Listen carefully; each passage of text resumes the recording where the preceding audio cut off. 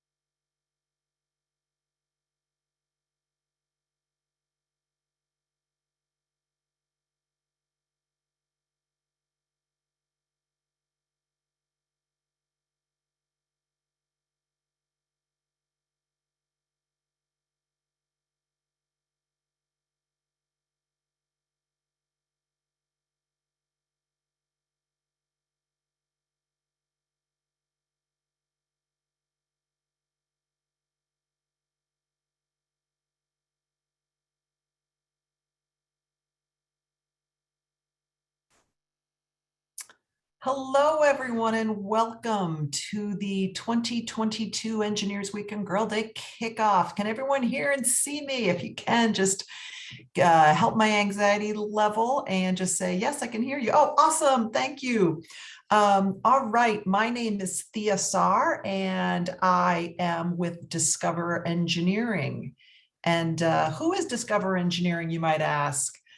Some of you know us from Engineers Week and Girl Day, but we have so many other programs, the Persist series, our Chats with Changemakers program, lots of different hands-on activities, video challenges, what is engineering, all kinds of great resources that are free to you, volunteers and STEM professionals.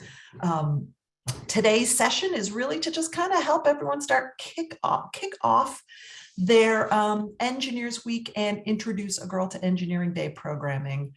Yes, the call is okay for students to watch. I don't know if they'll get as much out of it, but they're more than welcome. DiscoverE Engineering is all about connecting STEM volunteers and educators to work with students and introduce them to engineering and the engineering design process. And specifically, Engineers Week and Introduce a Girl to Engineering Day are held in February every year, but we like to say that it's a year-round endeavor to engage students in engineering, but it's also a time to celebrate the work of engineers and technicians and how they make our lives a better place. As some of you know, every year we have a new theme for Engineers Week. And every year when I do this session, the number one evaluation result is, hey, can you tell us the theme a little earlier? So are you guys ready for this year's theme for Engineers Week is End Girl Day. It's reimagining the possible. And we have a motion graphic that everyone can use in their outreach efforts, and it's available for download now. Yeah, we think it's pretty awesome too, Karen. Today's session, I have invited two folks from Wyoming that have just been doing amazing outreach, and met them a few years ago and have been in awe of everything they do. So I invited them to join us today and have them share what they're doing for Engineers Week this year, and a little bit about what they've done last year. So, oops, look, I redid it so much. So we have Shannon Stanfill. She's the executive director of the Board of Professional Engineers and Land Surveyors in Wyoming. Shannon, do you want to join us?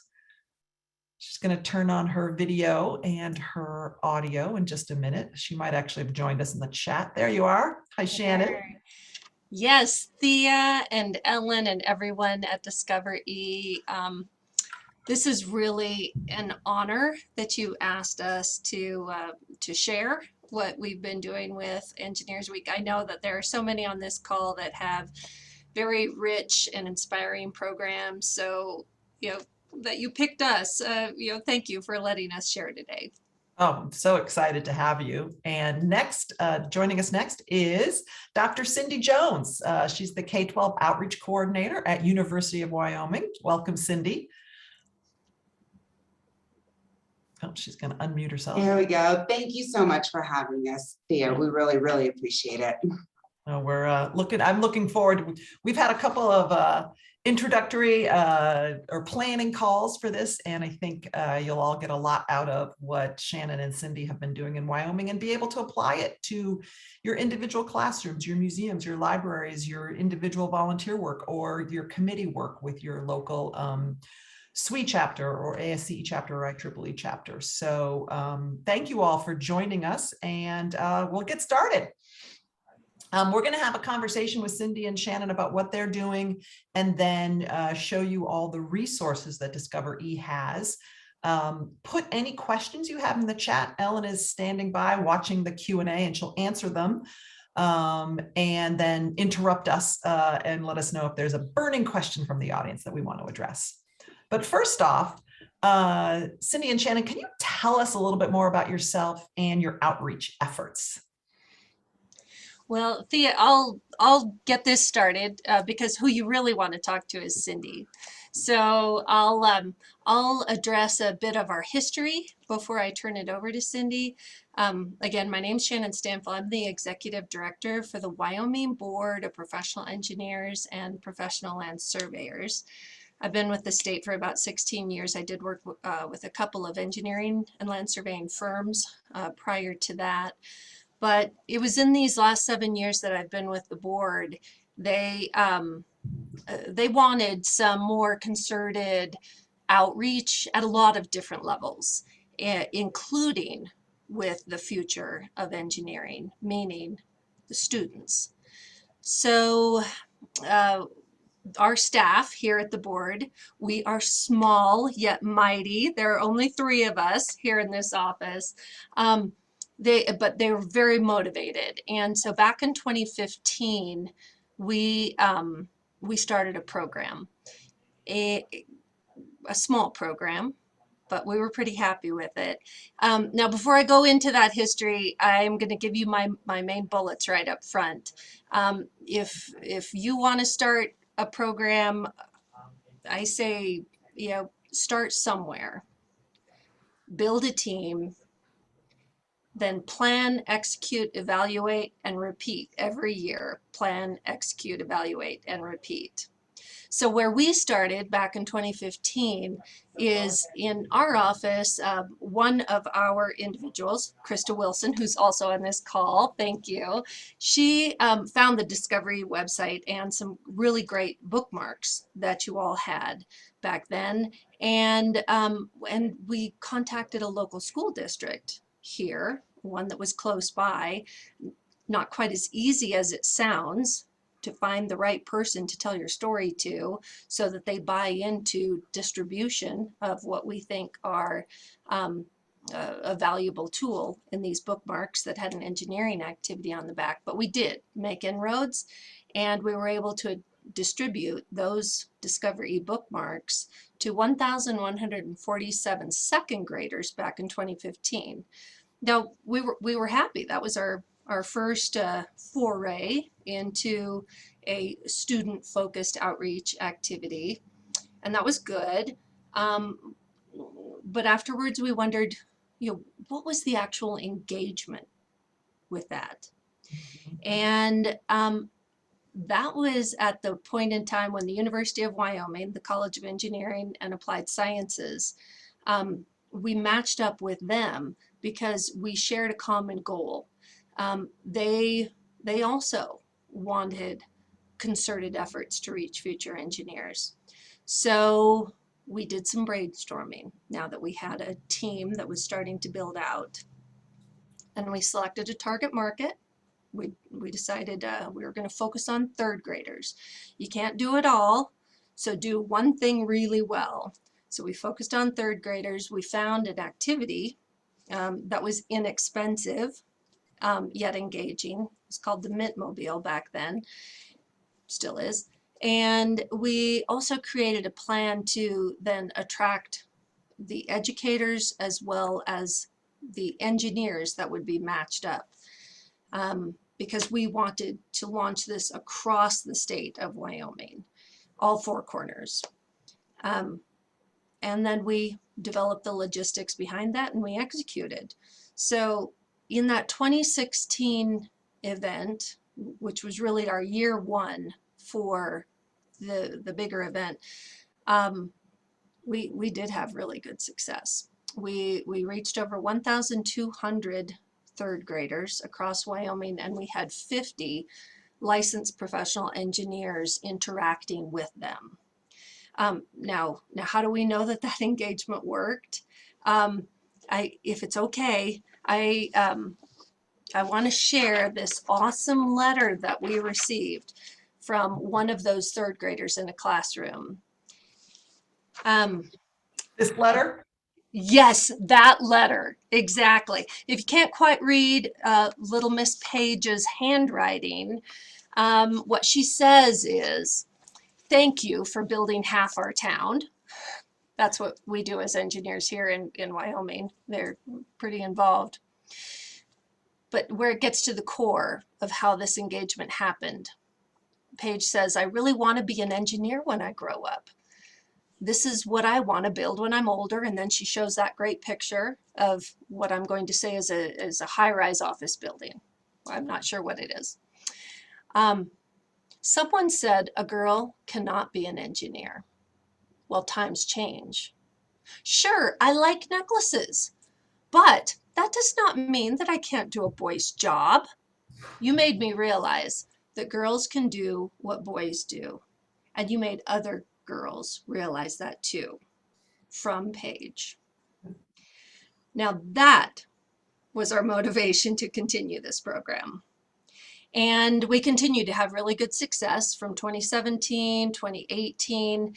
And it was after that 2018 year that our good program started to turn really amazing, because we got a new member on this team. It was at that time that the University of Wyoming College of Engineering hired a new K-14 outreach coordinator, Dr. Cindy Jones, and she brings a passion for K-12 education, but she also has a really unique ability to translate engineering in terms that can reach third graders, and she understands what teachers need to accomplish in that classroom within a limited time period, and what kind of material they have to cover. So Cindy, I'm going to pass it to you and take it away, rock star. Well, I'm going to start by saying that Shannon is often very, very too kind to me. But yes, I'm Cindy Jones, and I spent the first 24 years of my career in K12 Texas classrooms, and I have been a very happy resident of Wyoming for the last 2 years. But in Texas, I served as a teacher, literacy coach, school improvement specialist, consultant.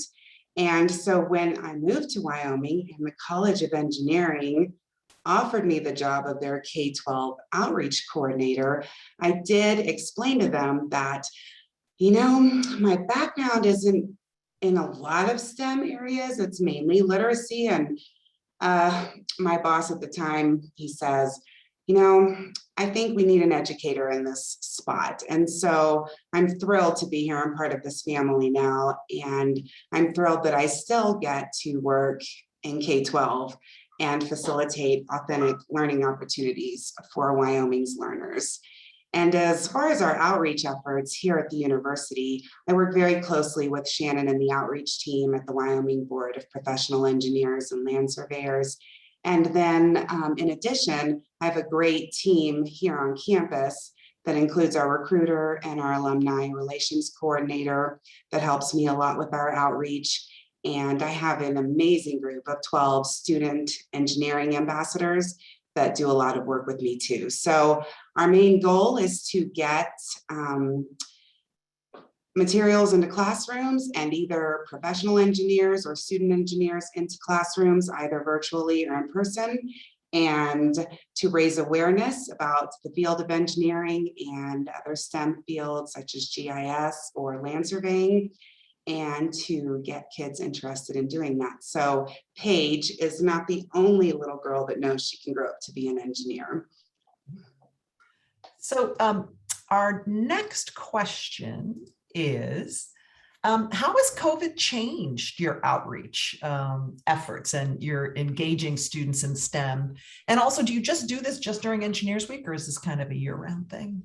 So for this office here, it is absolutely a year-round thing. And COVID presented a few challenges, of course, because engineering tends to be, all the STEM fields I feel tend to be very hands-on. And the university basically went 100% virtual for an entire year. That meant that I could not send my ambassadors out into classrooms because most of our school districts in Wyoming also went 100% virtual. So we had to get really, really good at facilitating those authentic and hands-on and engaging opportunities via Zoom.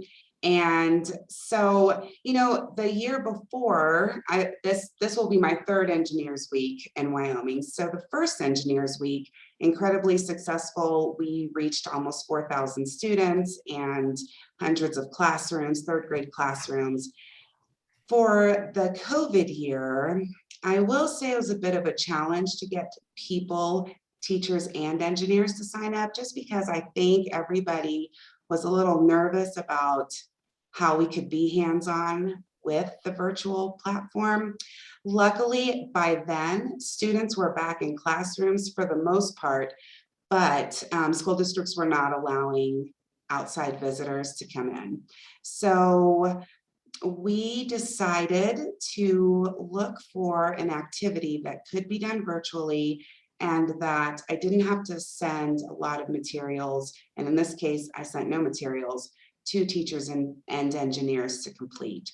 So what we did learn with COVID that has ended up being a great benefit is that these hands-on and engaging activities can be done virtually. Just as an example, two of my ambassadors, Allison and Brennan, facilitated a lesson in a fourth grade classroom on our reservation school via Zoom 2 classrooms, 243 miles away, and they did an amazing job. And I sent materials, but kids were hands-on. And so even from that far away, 2 classrooms at a time, it was a super successful and engaging lesson. And I wonder if before COVID, we would have even tried that.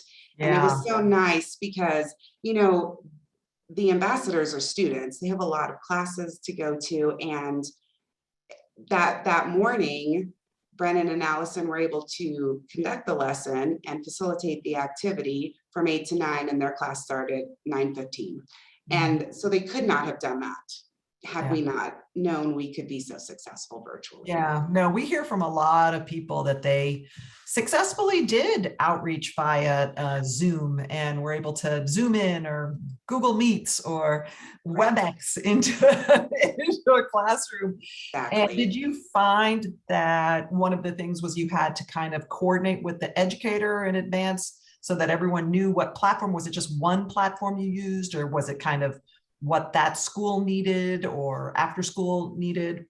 So whenever a teacher contacts my office to ask for an in-class visit, we absolutely coordinate all of that. So he or she tells me what platform they're going to use, what they'd like to do, what their objective is, their state objective that they would like to focus on. And then the ambassadors and I work together to develop an activity, or we look on the DiscoverE website, find one there, and we adjust it to better meet the needs of the teacher if we need to. So yeah. All right, so we're going to move on to our next question, which is, you've really grown the program in the last 5 years, or the last 3 years for you. Cindy, can you share some tips on how you reach out and connect with schools and with educators? So we have on the webinar today, we have a pretty even mix of teachers and of folks who are interested in their volunteers, and they're interested in going into a classroom or doing outreach with students. And so for you educators, the next question I have for Cindy is, how do you recruit volunteers and find volunteers? So we'll start right now with how do you recruit educators? How do you connect with them? So I want you to describe what's happening in this picture too. Oh, I will. Yes. This is one of my favorite pictures. So I'm going to start off by saying that when I took the position, this program was already very, very well developed and already incredibly successful. So because of Shannon and her outreach team, and then my predecessor in this position. So I was lucky enough that I had a database of educators who had participated in 2016, 17, and 18. So I will say that, I came into an already super successful program with that. To grow it even more, I worked a lot with Shannon. We had a lot of discussions with the board and the outreach team there about how we could reach more third grade classrooms in Wyoming. So what I do now is we create a flyer here on campus, and it's short and sweet. It talks about celebrating engineers and providing third graders the opportunity to learn from a professional in the field. And in 2019, I sent that out only via email. And in 2020, I sent that out snail mail to every single elementary school in Wyoming.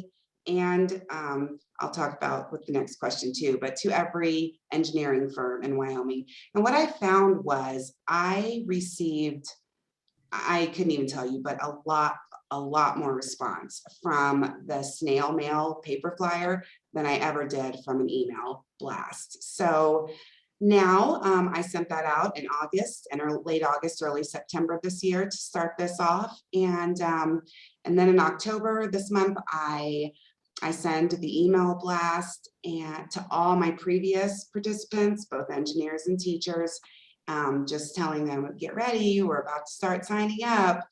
And then, every year we have grown the program every year. And the biggest way to grow that is, of course, word of mouth. Teachers I know.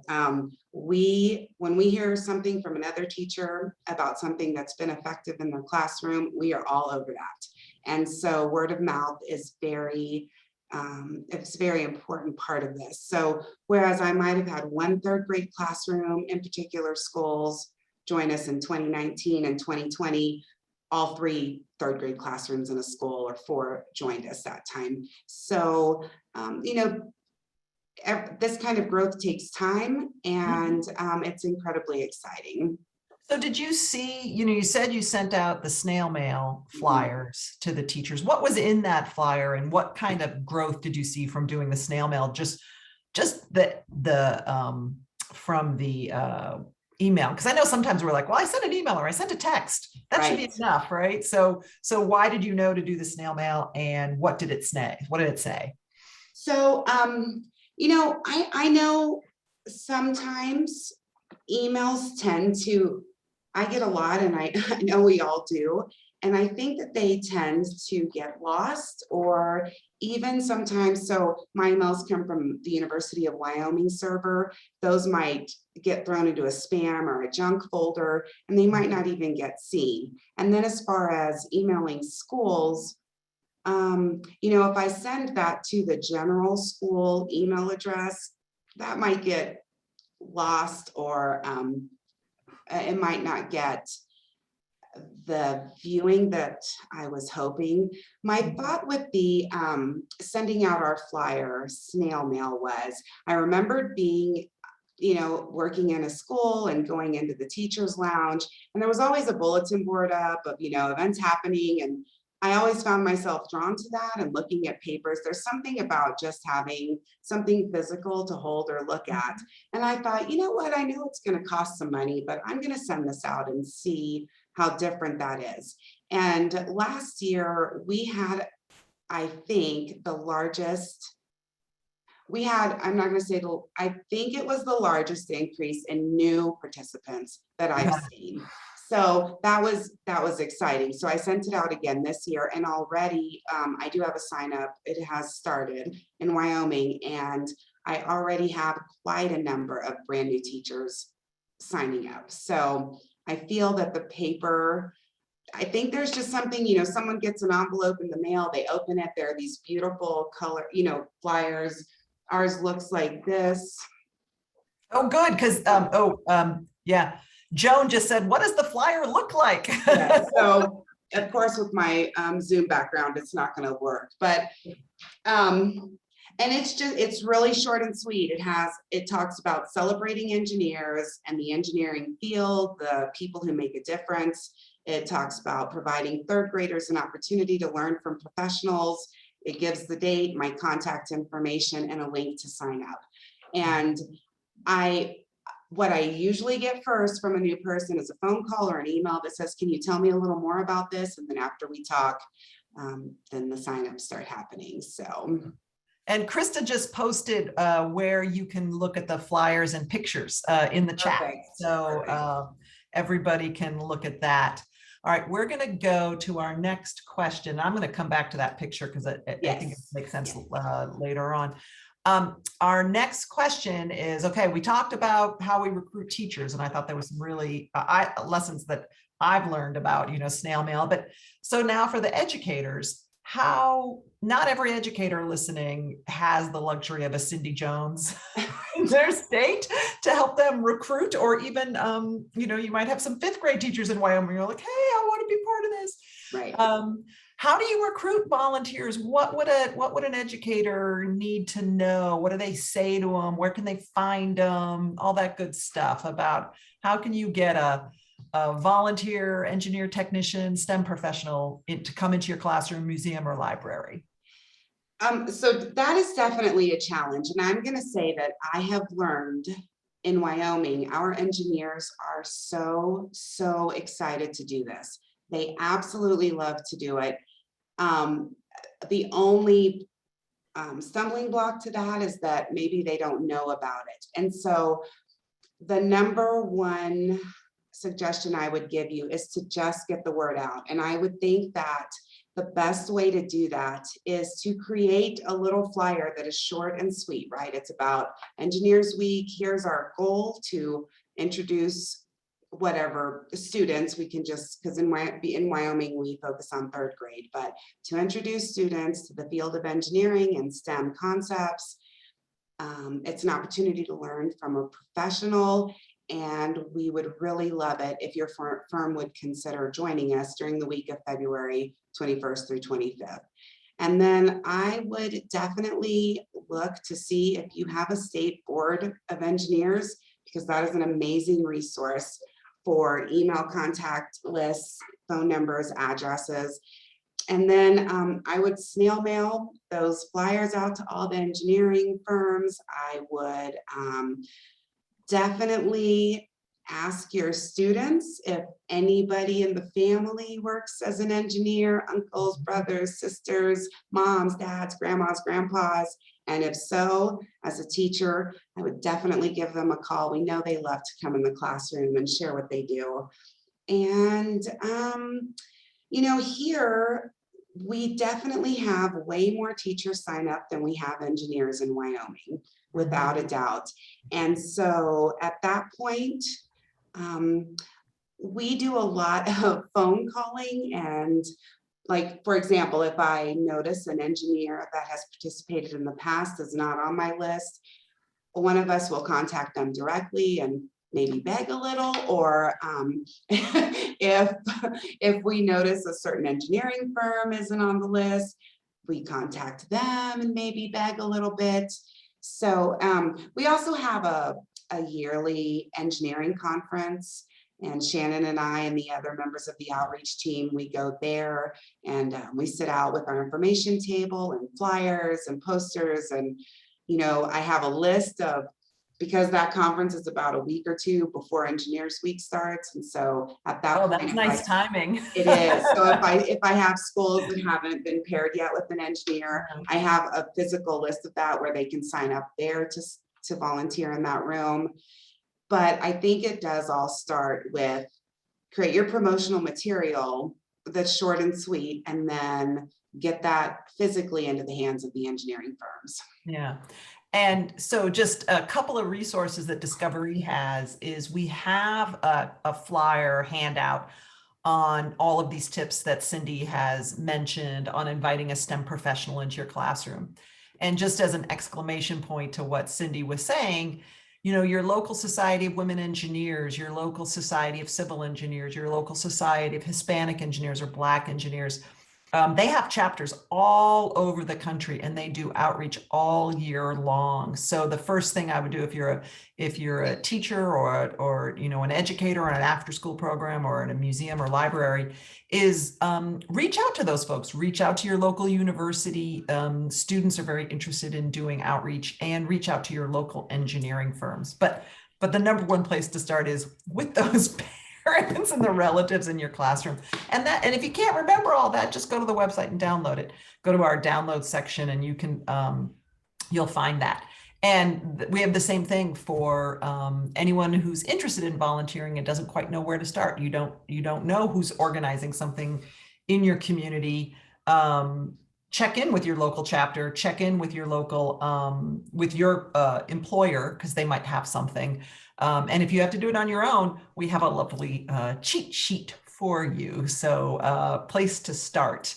And if you have any questions about any of that, you can put it in the QA, and I've been following along with the chat. And there's lots of good information in there in the chat right now. So let's talk about how you structure this visit, you know, whether it's virtual or in person, and, you know, do they follow the same format? How does that happen? What has to happen first? All that good stuff. Sure. So I'm going to start with 2019, the first year here. That year we did, as Shannon mentioned, we did just offer one activity, so the Mint Mobile. And yeah, so I would send those materials into the classroom. I sent engineers the lesson plan. I also sent a lot of short and sweet suggestions on how to be sure to keep third graders engaged. So of course, starting with introducing yourself and the engineering design process is always up front. Tell them about what you do in the real world and how all of this is relevant to what they're learning in class. And then, yes, every engineer taught the same lesson. They taught they facilitated the Mint Mobile activity. And we always structured that in Wyoming. We use the 5E lesson plan. And so I restructured that lesson from DiscoverE into the 5E format so that it met teachers' needs and expectations. And so that the engineers knew exactly what to follow. I just threw up the 5Es right here. There we go. There we go. Folks who don't know what the 5Es are: engage, explain, explore, elaborate, evaluate. And Cindy and I had a good laugh because it's called the 5Es in Massachusetts, in Wyoming, but in Texas, you called it the hook. So every state has its own kind of description of what these are. Oops. I moved my slide forward of what these are, but this is basically, and this is with the engineering design process, the 5Es really line up well, and that's how DiscoverE organizes all of our activities around the engineering design process. So it'll line up for you depending on what your state does. Absolutely, and so yeah, so at that point, every year we send out a feedback request at the end of each Engineers Week to both engineers and educators to learn how we could make everything better for them. And we get a lot of really valuable feedback from that. And so we have made some changes based on that feedback as far as how we structure how we structure the whole week. So now, for example, last year, our activity was entirely virtual. It was based off the Lorax called Engineers Speak for the Trees. No, there were no materials required except a little map and the Lorax, either the movie or the book, and engineers were able to talk about city designing and all of that as far as and with sustainability.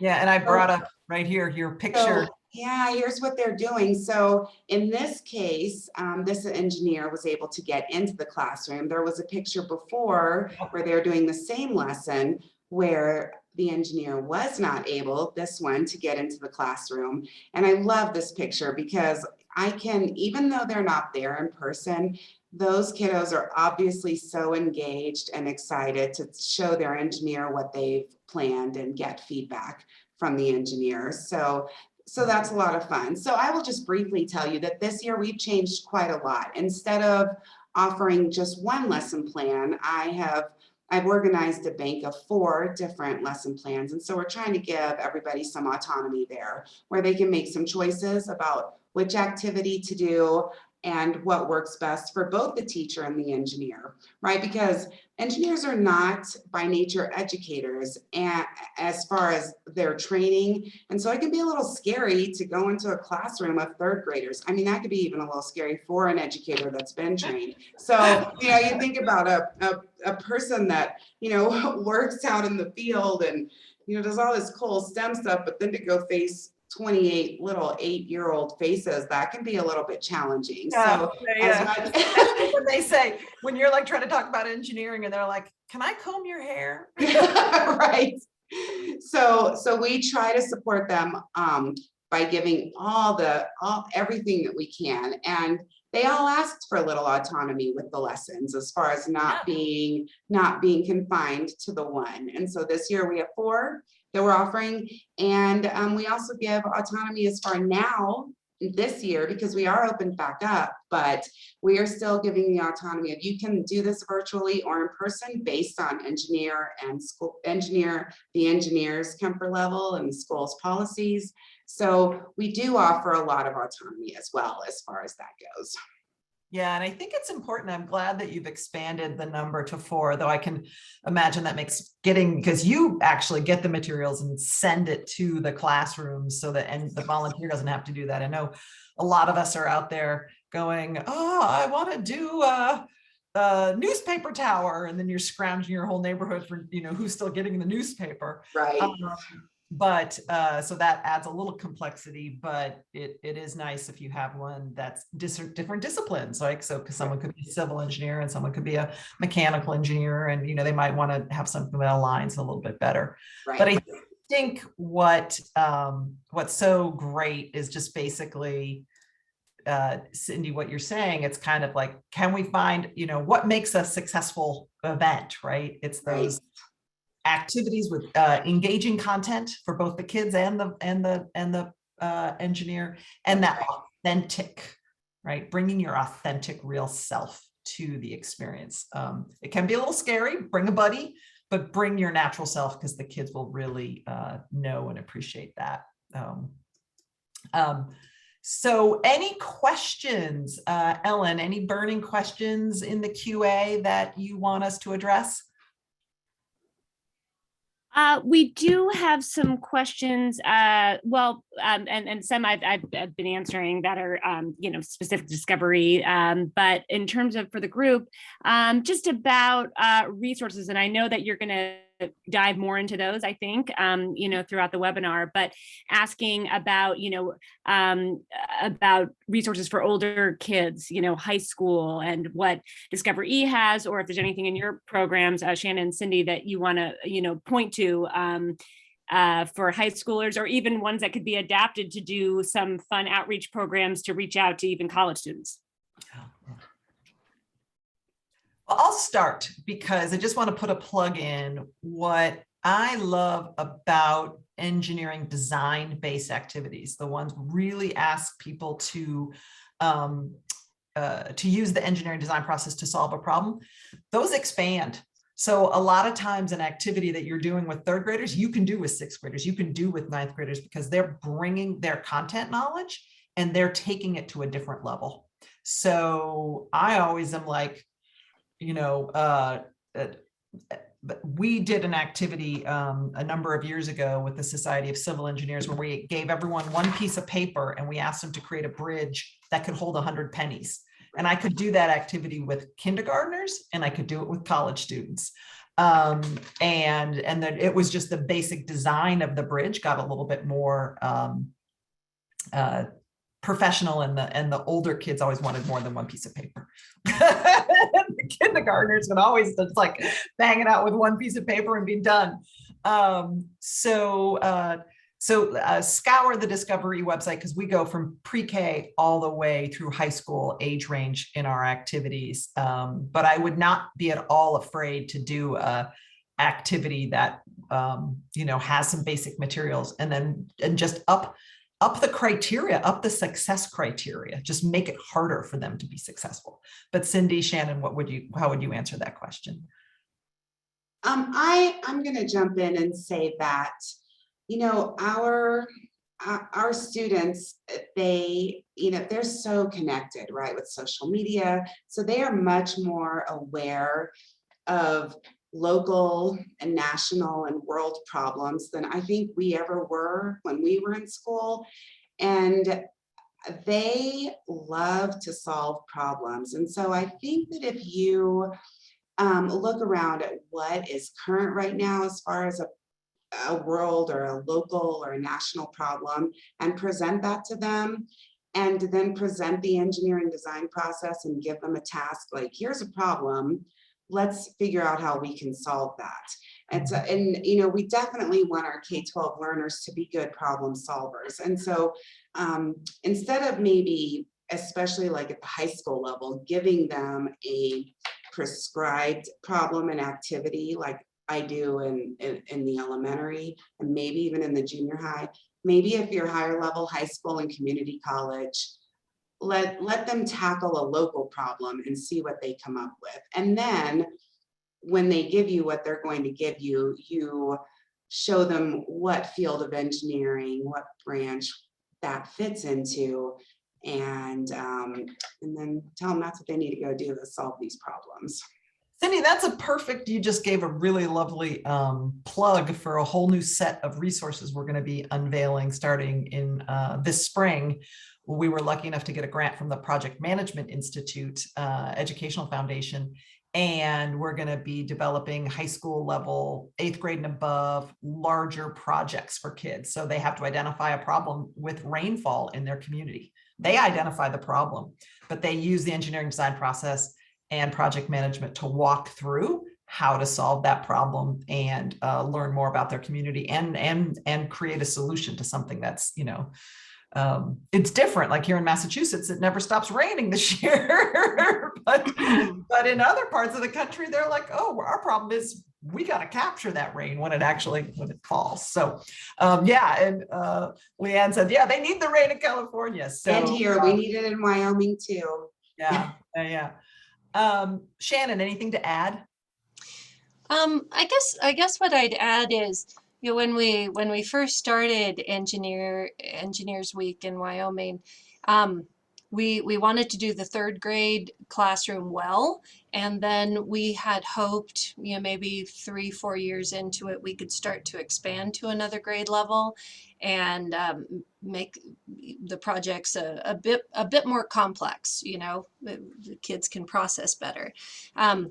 COVID inhibited us a bit, but the point I want to get to is we have a sister program for our land surveyors, and we have elected to focus on the high school kids, maybe some junior high as well.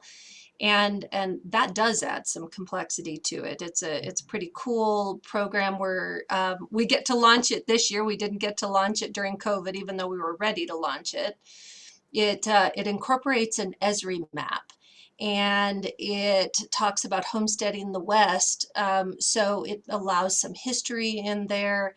And then this map, this Esri map, our professional land surveyors in Wyoming, they can go into this map and they can add specific points or corners, different historical markers. And so when the professional engineers go into the classrooms in those areas of Wyoming, they can make it relatable to those kids, and they can drill in on just some of those other features. So that's a sister program plug for land surveyors. All right, I love it. We got to talk about the land surveyors more. I'm gonna just ask about, when you think about activities, because this kind of segues nicely to our next part, is we talked about how they scale and complexity for different age groups. But what do you need to think about when you think about an activity for in-person versus an activity for virtual? How does that translate? What do you look for? What do you think about when you're, and since this year you're going to be doing both virtual and in-person, wow. So we're actually really excited about it. I think we are going to reach more students this year because we're encouraging both platforms, in person and virtual. And I am going to say that this year we are going to do our best to make sure that the virtual mimics the in-person as much as possible. So when we look for an activity, so Shannon's already mentioned, it can't cost too much money, because though I have incredibly generous donors in for my office who do pay for almost all, if not all, of the supplies I send to teachers. We don't want, I can't be buying them, like sets of Legos for every class or whatever. It has to be things that are inexpensive. But the number one thing we look for in an activity before we even offer it to teachers or engineers as part of Engineers Week is that it's something that's going to allow the students to do most of the work. I mean, as a teacher, you do so much work already. And so we don't want it to be a demonstration by an engineer. We want the engineer to be there to facilitate the learning and encourage the students to get hands-on and explore, right? And learn through that exploration, through that trial and error. We want the activity to allow them an opportunity also to redesign if needed, because we want to grow the idea that this engineering design process, the biggest component of it is, right, after the planning is the building, the testing, and then redesigning. We have to go back and make those improvements. And so if we were to just do a demonstration, they don't necessarily learn that or internalize that as effectively as if they build the little car, or they build the catapult, or they design the little city. And then when they go and test it, oh, I need to go further or higher, and then go back to the drawing board to make adjustments to that. And I think often students have the perception that there's only one right answer, and engineering is definitely a field, as most STEM fields are, a field that is not true. And we do need to know that it's not going to be perfect or right the first time, every time. We have to go back and redesign, and that's the beauty of engineering.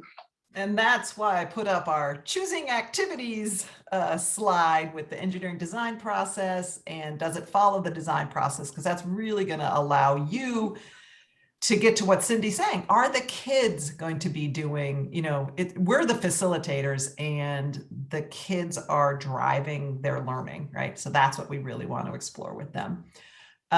So we're coming in on we're running out of time. So I'm just going to kind of speed us along a little bit, as much as I'm loving this conversation, and share with you a new activity that we're going to be introducing this year. It's called Build a Water Timer.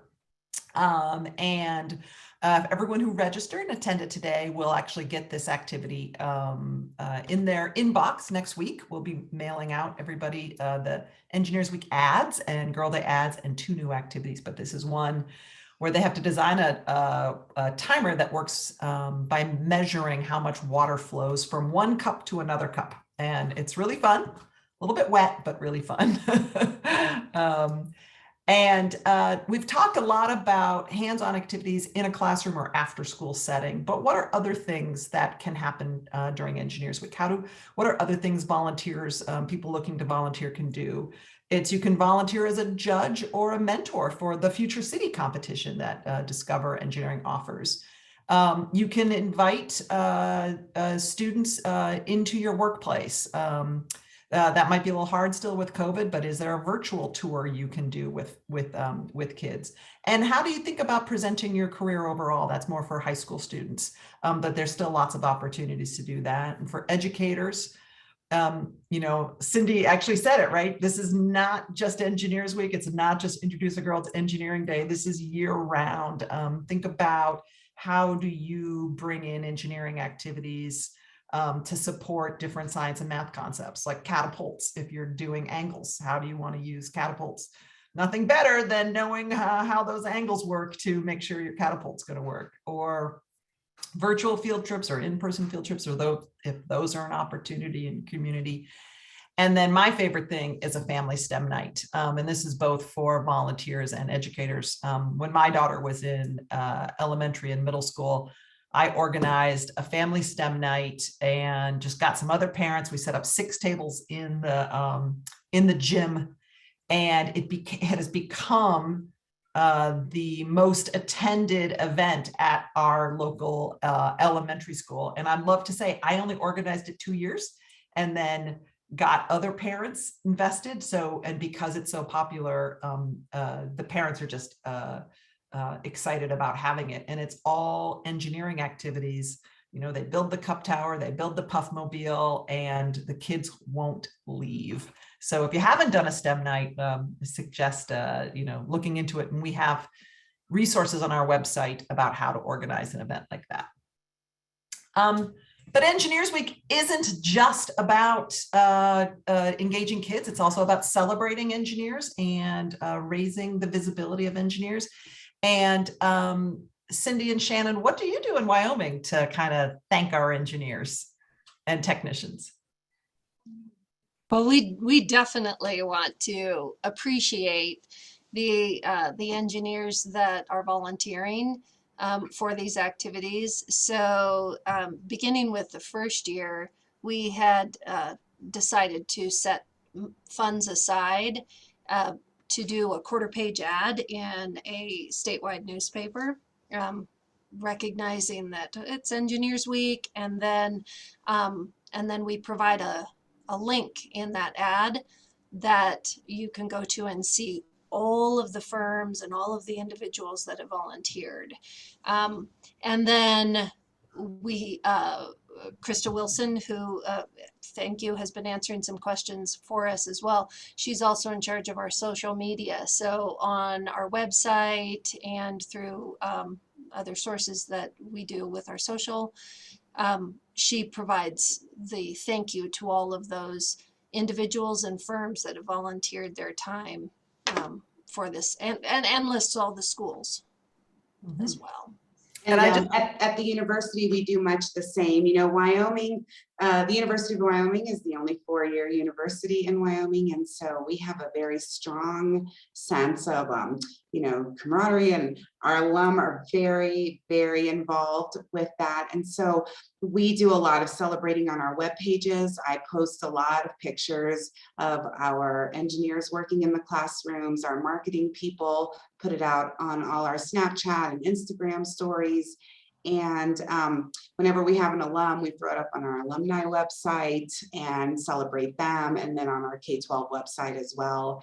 And then at the end, just me personally, I write and send to every engineer that participated a thank you note.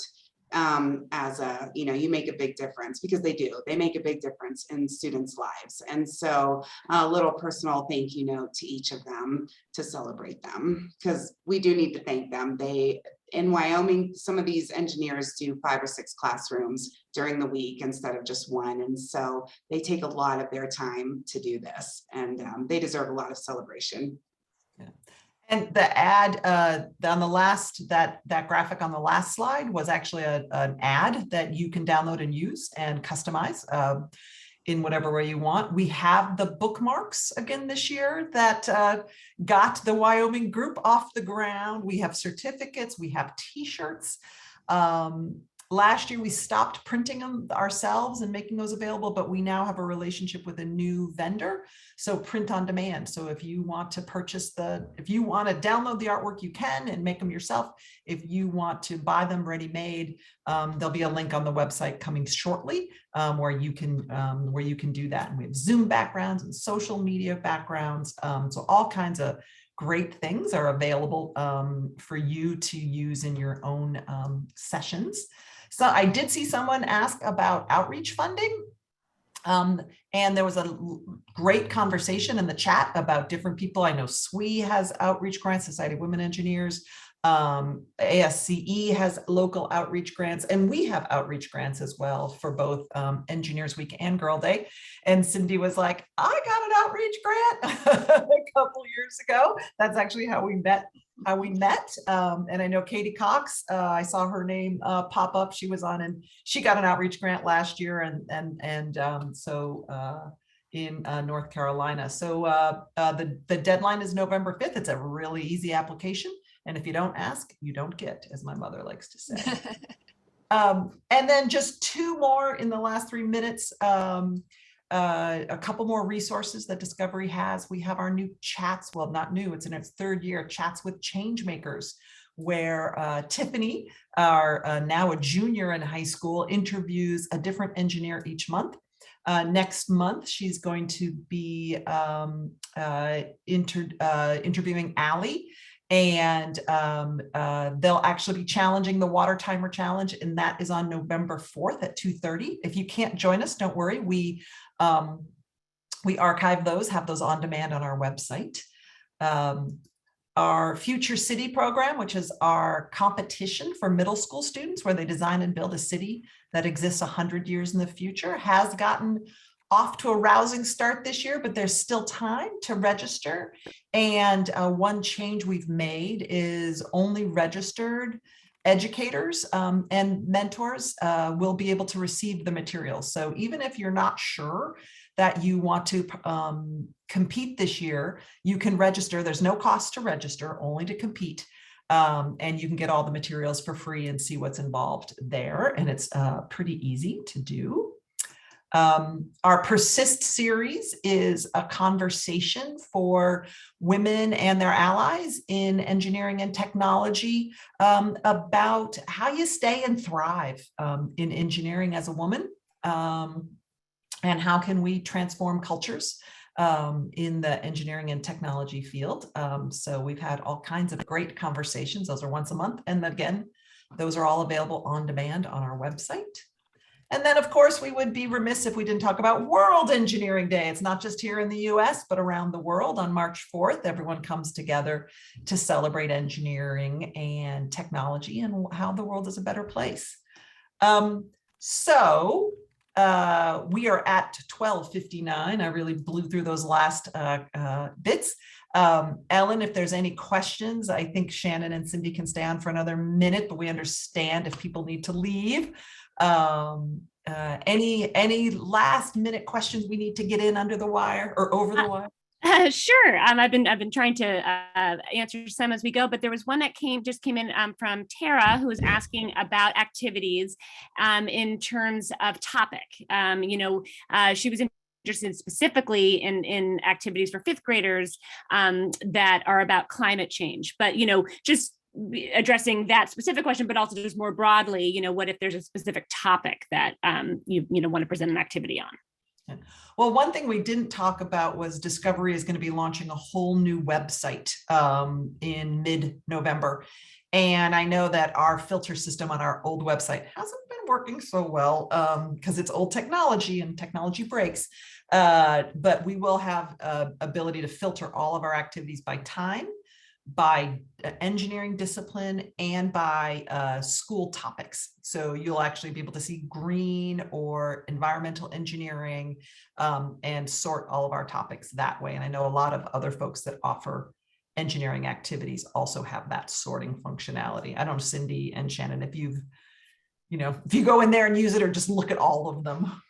So I do use your activity sort a lot. And I have found that if I just click one of the options, so the grade level, I get a really nice list, and then I can just filter out myself through the topics, or vice versa. If I click the topic I want, I seriously, I think I'm on your website daily, looking for topics we have field trips here. I'm sending ambassadors out, so I'm always looking for activities, and that's how I do it. I just choose one of your filters at a time, and it will filter the one. And so, Tara, there are a lot of activities on sustainability on the DiscoverE activities website. And I'm sure you're going to find something there that will work really well with fifth graders. All right, I'm going to just have our last slide come up. So this is just if you want to stay in touch with us. You can info us at info.discovere.org or go onto our website, discovere.org. But Cindy and Shannon, thank you so much. This was from planning it to getting to talk to you a couple times and hearing everything that you're doing. It's amazing the work that you're doing out there. And thank you for giving all of us a little bit of your time and knowledge. We really appreciate it. Thank you. Thank you very much for giving us the opportunity. Yeah. All right. Well, thank you, everyone. And Engineers Week is around the corner. So is Girl Day. I'll be here before you know it, or before we all know it, at DiscoverE. Again, please reach out with any questions at info@discovere.org, and we'll get back to you. Enjoy the rest of your day, and I hope it's as beautiful where you are as it is here in Massachusetts.